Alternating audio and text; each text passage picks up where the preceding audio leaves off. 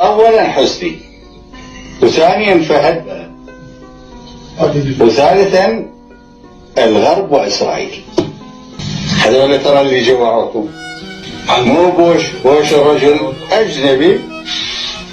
أجنبي هو اللي جوعكم، لكن تسلسل مو الأول. شي يجيبوا بوش إلى أرض مكة وأرض الرسول، شي يجيبوا؟ اللي جابهم فهد، واللي مهد لهذا المجيء بمعلومات مزورة لهذه الفعلة الإجرامية هو حسن.